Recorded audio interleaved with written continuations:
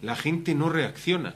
Entonces yo me pregunto, ¿es la segunda naturaleza del pueblo español el ser un pueblo doblegado y permanentemente cabizbajo ante la, digamos, la presión de los poderosos o ante este descaro a la hora de arramblar sus riquezas? Porque Juan Goytisolo, por ejemplo, el escritor afincado en Marrakech, se lo llegó una vez a preguntar: ¿acaso el pueblo español no tiene esa segunda naturaleza que es doblar la cerviz ante el poderoso? Ocurrió con Franco. ¿Quién se manifestaba aquí contra Franco? La respuesta, por mi parte, es muy clara. El problema de la segunda naturaleza está planteado desde Pascal.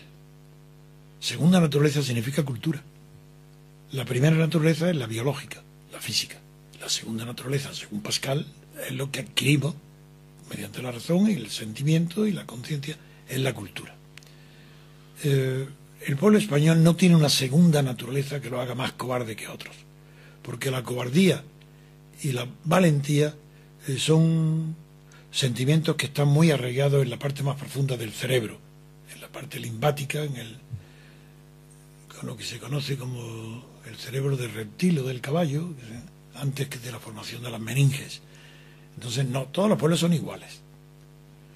Pero es verdad que algunos pueblos, como el español, han tenido varias tragedias que han fomentado en él la prosperidad de la cobardía. Digo prosperidad porque cuando la cobardía premia, como durante el franquismo, que a los padres le decían a sus hijos siempre: si vas al ejército nunca te presentes voluntario, si vas no hables nunca de política, no te destaques por nada, si pides no te presentes nada, no eres el mejor de nada, no llames la atención.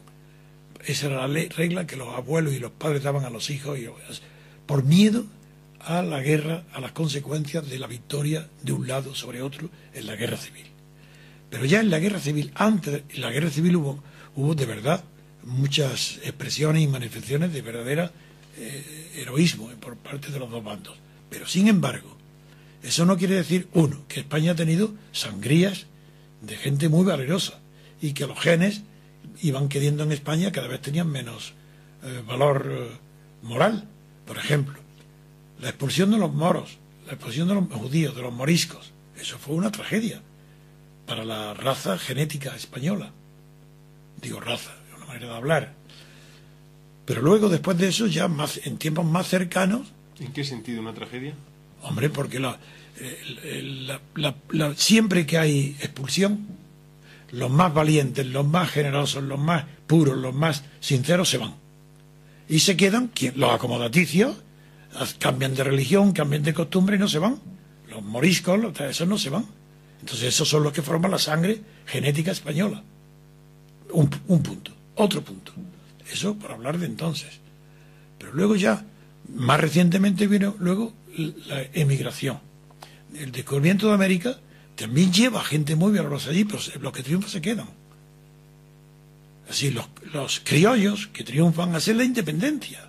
Son ellos, no son los indígenas. Y se quedan. Luego viene la inmigración.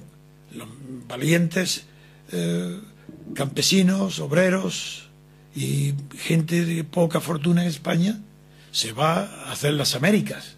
Y eso también se quedan y forman genes valerosos que no temen la aventura y el peligro y hacen fortuna. En España van quedando, y viene luego la guerra civil.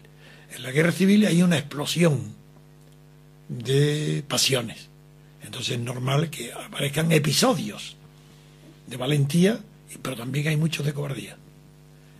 Y en la guerra civil se produce el fenómeno extraño, que eso se sabe, no sé, yo no conozco bien, porque no ha habido estudios detallados sobre eso, la repercusión que tuvo el valor en la mortandad de los militares y ejércitos que estaban en guerra. Porque, claro, los más valientes mueren antes. Entonces, lo que queda de la guerra siempre es la parte más cobarde, que se ha refugiado, que se han emboscado, que no han ido a la guerra. Recuerdo, por ejemplo, a Arelza, alcalde, eso es que estaban emboscados, ni siquiera iban a la guerra. Esos son fundamentalmente cobardes, y sus genes son de cobardes, y sus hijos son cobardes, y sus nietos, porque normalmente los genes que se heredan son de cobardía. Entonces España ha tenido esa desgracia, de que en la guerra murieron los más valientes.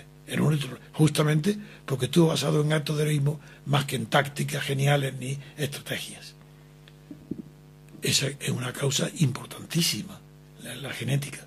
Para explicar, el pueblo más dócil que hay en el mundo es el alemán y el japonés, que obedecen lo que sea. Si es Hitler, a Hitler. Fascistas matan a todos los judíos del mundo. Pero si tienen a Merkel, obedecen a Merkel. Y en Japón lo mismo, el emperador, pues son los más dóciles. Hasta que terminó Franco. Desde que terminó Franco, el pueblo más dócil de Europa es España. España no es capaz de movilizarse como Grecia, y tiene motivos para ello.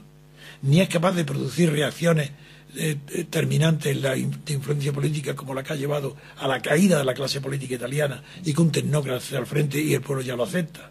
Eso en España no ha pasado. Y pasa en Grecia y pasa en Italia. No, España es un pueblo dramático. Porque bajo una apariencia de superficialidad y simpatía, sobre todo en Andalucía, en el fondo esconde el drama del fracaso. Como pueblo, no como individuos, no. Como pueblo ha fracasado España. Triunfó en el descubrimiento de América, pero parece que ahí se agotaron todas sus energías. A la vista está. Pues muchas gracias, don Antonio García Trevijano, por un episodio más de estos diálogos en Somosaguas que hemos